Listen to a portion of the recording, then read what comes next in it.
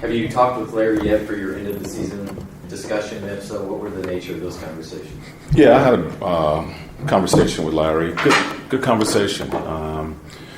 Just talked about this season and a little bit about what we would like to do this off season. But it was a good conversation. I won't go into details about exactly what we discussed, but it was a good conversation.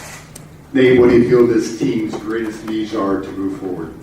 Well, I thought last year or this past season, we needed to be more consistent. We talked about being tougher. We certainly need to address rebounding, improve in that area, and I think just improve maturity. 13-28 on the road is not going to get it. And I think as we mature and understand how to play, coming with that sense of urgency on the road, we'll be a better team. Nate, can you and Larry see Lance Stevenson going into next season as you're starting to?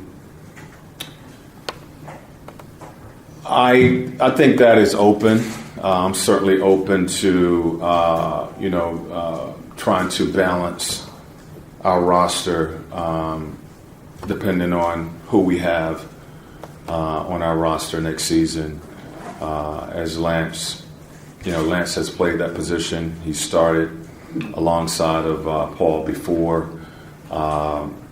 They played some good minutes on the court together for a short period of time towards the end of the season. So we can certainly consider doing something like that. Nate, do you want to further dedicate yourself to up-tempo scoring the way last season began, or you mentioned rebounding? Do you want to become more traditional with another big and really focus on rim protection and rebounding? Well, we talked about a style of play, and we wanted to improve our pace last season. We had to change that approach in a sense of focusing on the defensive end of the floor to try to get more stops. If you want to play faster, you got to get stops. You got to rebound the basketball, and we tried to address that last year by kind of slowing down, limiting the possessions in a sense, and trying to change the mindset of the group that I had. As far as focusing on the defensive end of the floor, and in hope that getting more stops, rebounding the ball, will allow us to get into transition and play at the pace that we wanted to play in. So, again, it depends on the roster that I have in front of me to work with that style of play. Nate, you go through all the instant interviews with every player and obviously the player. Is there a considered sort of known plan for the identity of the team moving forward, or is that still sort of kind of up in the air based on how the season played out and depending on who is on the roster? We didn't get into that, but a lot of that is going to depend on the free agency. We have a couple guys that are free agents that I'm sure we're going to be looking to sign. We have a few guys that have option years that they may opt out. So if they do that, can we bring them back, or do we replace them with another player? So a lot of that's going to depend on the off season. As you make plans and try to foresee what you're going to build, are you doing so with the presumption that Paul will be a part of this thing next year? Or Absolutely. Do you have a reason to believe that? Have you been told that by someone like Paul or Larry? Well, Paul is under contract. I had a good conversation with Paul during our meeting, and he wants the same thing that I want, the organization want, and that's to win. And he is under contract, so my plans are that he will be back with us, and we'll be building to be successful next year. Another player who will be a free agent, or who is a free agent towards next season, is Jeff Teague. Just what was that conversation like with him, and do the plans sort of are in line with him being back next season? Well, I had a good conversation with Jeff, and he was really excited. He expressed that he really wants to be back. I thought he showed some improvement, towards the end of the season. I liked really his approach to that last game, really challenging Kyrie in that last game. But good conversation. I think that we can grow together. After having him for a season, as I've told him, he needs to be better. I think I can make him better. We as a group, I feel we need to improve. And, so there'll be a lot of push next season with our roster. In going with every interview with the players, are there themes, are there sort of pinpoints or topics that you learned about how the team as a whole, or your players are feeling about the way the season ended, or how the season sort of went given the consistency? Yeah, well, we talked about a lot of things. We talked about the season. We talked about the off season, their future, give me feedback on myself and the staff and the season. And, so we talked about a lot of things with all the players. And as I mentioned, good conversations with our group. We know that, number one goal for us was to make the playoffs. This was not a rebuild. As I said at the beginning of the season, it was more of a reload. So the number one goal was accomplished, which was making the playoffs. Now, we know that we need to be more consistent in our play. We dropped some games that we felt we should have won. We'll have to be better. Okay, we're expecting to be better, but and we know that. So, but goal number one going into the season was to make the playoffs. Nate, what do you need to see from Miles Turner, and is his future at the 5, or do you think his future is at the 4? I think he can play both positions. We've talked about that during the season. I haven't gotten into that conversation with Larry about Miles during the off season, but we have talked about the fact that I think he can play the 4 and the 5. Is there room to bring another big in like we played him 2 seasons ago with Jan Mahimi, a bigger center? I think that's a possibility, but I think he has the versatility to play both positions, and I've addressed that with him. The number one thing that we want Miles to work on this summer is strength. We talked about that. We're getting a plan together to get him stronger. Part of that will be just maturity and developing. But the number one thing is to work on his strength, so that whether he's playing the 4 or the 5, he's going to need to be stronger. Nate, in regards to defense, a lot of guys kept pinpointing throughout the entire season breakdowns in communication. Were you surprised so late in the season that communication continued to be an issue, and what could you do to counteract that going into a new season? Well, you just continue to train and condition. You work on that. That's the number one thing I think for all teams. Defensively is being a better communicating team out there. When you're faced against a team like Cleveland, who can put you in so many different situations, you're going to have some breakdowns. And as we talk before games, during the game, the number one thing is you've got to communicate. Even though we've gone over this and shoot around. We've gone over this in the huddles. When you're out there, you can't assume that your teammate is going to be able to read your mind. You have to communicate all actions out on the floor, and it seems like a simple thing, but so many teams, that's a challenge. Some of these guys are playing with mouthpieces in their mouth and can't talk, and some of them are just at times don't know what to say. But that is something that I think all team sports they work on, and the better you are at that, a lot of times the better you are on the floor.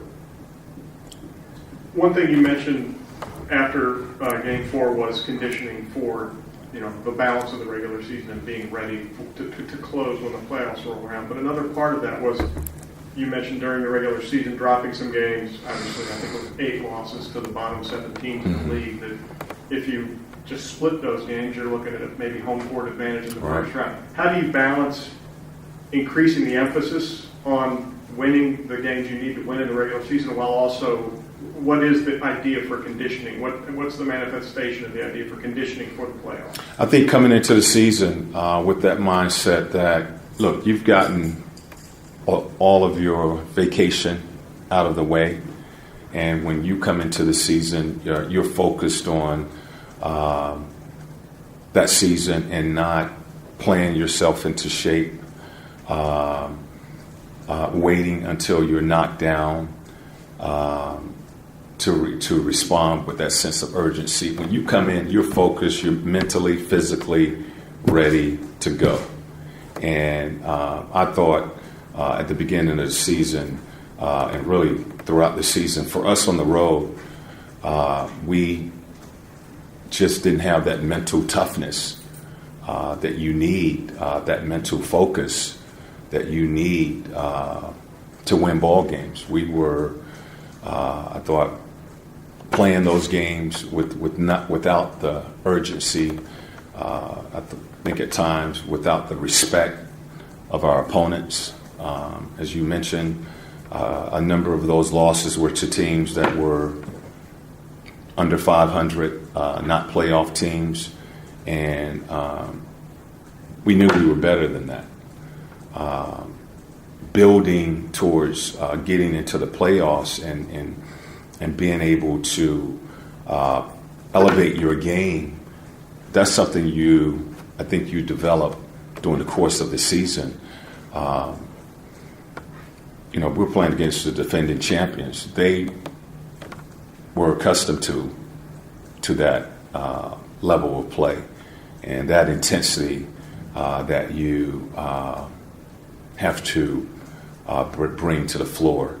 I thought our guys, we played a hell of a half in Game 3 where we built the lead, but I thought we wore down. We may have left it all in that first half. And the third and fourth quarter, you saw Cleveland elevate their game, just seemed to get stronger and faster. They were getting on the loose balls. They were getting all the rebounds. They were getting out in transition. And mentally, we seemed like we were kind of running in mud during that time. That's conditioning yourself.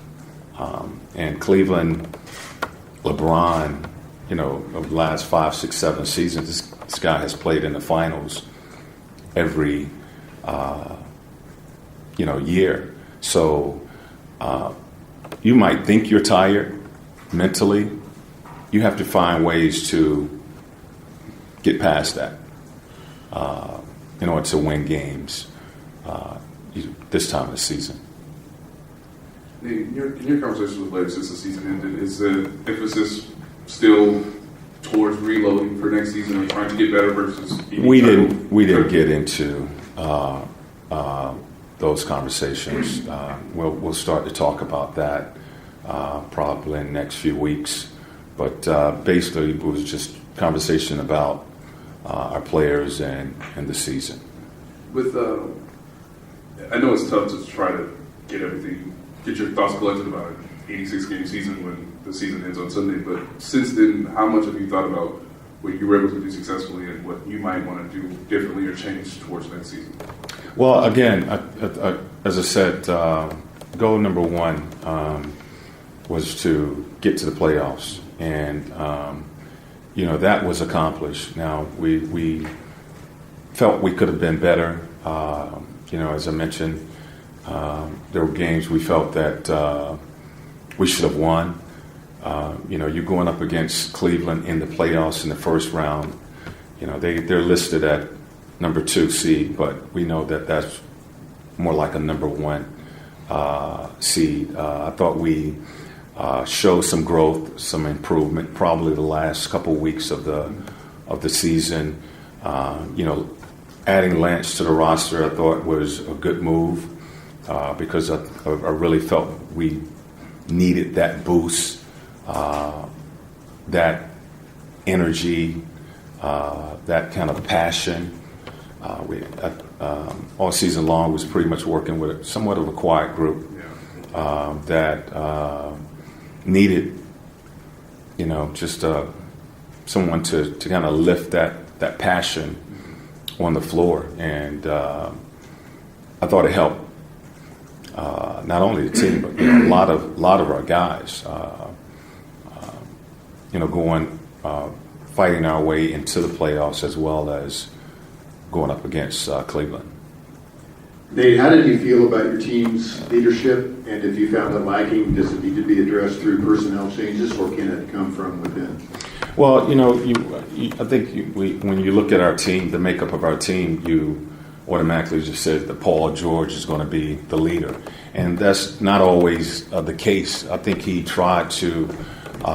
certainly tried to lead this team.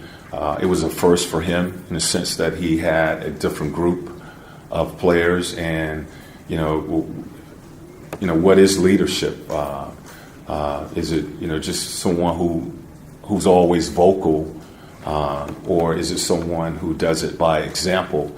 I think he tried to be vocal, more vocal during the start of the season, but what you saw at the end of the season was by example. Just coming out and playing and going out and doing the things that needed to be done on that floor in order to give us a chance to win. And I thought the players followed that. So it was a learning experience for Paul as well. And I think he is the leader of this team. Guys follow his play and his actions, and when he has been good for us, we've won games, and this team has played at a level to give themselves a chance to win games. To that end, obviously, last year, the Toronto series, Paul took it to a different level. This year, it was really the last month or so, maybe 5 weeks, that he was on a level he wasn't at the other 4 months. And the question of sustainability, is that what Paul needs to be through the back? Can he reach that level and stay at that level? And if so, how do you get him there to stay there throughout the season? That was part of our conversation. Again, coming in with a new group this season, you don't know how guys are going to work out. You bring all these players in, and their names, and we've seen them be successful, but you don't know how all of that is going to work together, and it takes time. It takes time to learn who you're playing with. You got a backcourt mate in Jeff Teague that who dominates the ball and needs the ball to be successful as a point. And you have Thaddeus who was coming in at the 4. You have a rookie center in Miles who's starting for the first time, coming in and playing. So you don't know how all of this is going to work out. And I think all of our guys kind of came in with, let's just fill each other out and I don't want to step on anybody's toes, and see where I fit in. And I think it got to the point where Paul kind of just felt, look, I got to take my game to another level. Certainly, the last month or so of the season, when we were playing 500 basketball, and it's a chance that we may not make it. He just decided, we had this conversation that he has to take his game to another level. So my hope and my conversation with Paul is that I think he can get to that point from the start. It's very similar to what some of these players, and if he does that, then we're talking about MVP type of performance. We're talking about what Russell Westbrook is doing and James Harden is doing. Those guys have done that for the entire season. So, yes, I think he can get to that level. I mean, I know you and Larry will have more conversations about where to add to this roster moving forward, but you're talking about passion, tenacity, getting leadership. How much of that will be sort of discussed versus just trying to, like you said, do what you guys did last year, which is trying to get quality players, but understanding the chemistry that goes involved with adding more pieces to the equation as the season goes on? Well, look, Larry is at every practice. He's at, of course, every game. He's watching everything. He knows what this team needs. That was the main reason I think he went out and got Lance. He knew that this team needed a little something different, and Lance was available, and he made that move to when Rodney had his injury to try to fill in and bring a player in. So we'll sit down and we'll talk, and he knows exactly what we need to do to be able to compete in the East. One guy you guys developed pretty well this year, he's got better as the season progressed, was Glenn. I know he has an option for next season, but he's indicated that he wants to be back. Just what was successful about Glenn? Where could his future possibly go with this team next year? Well, I mean, we played 13 guys this year, and a lot of that was due to injuries, and all of a sudden, Glenn comes back, and how does he fit in? At the start of the season last year, Glenn wasn't in rotation. That was CJ at that 3 position, but CJ started off on the injured list, and Glenn got opportunity to play and played well enough that, okay, you got to try to fit him in. I like his talent. I like what he brought to the team. I think I felt like every time he got a chance to play, he gave us something good. There were moments where he had to start, and I was comfortable with putting him out there at the wing position, whether it was the 2 or the 3. So he played himself into a rotation spot, minutes on the floor, and it was somewhat of a challenge once everybody was healthy to get guys on the floor. But pretty much what I did was I went to Rodney and Monte as the guards, and Glenn as the 3, and Aaron. We kind of took minutes from his position, but I like Glenn's potential and what he brings to the team.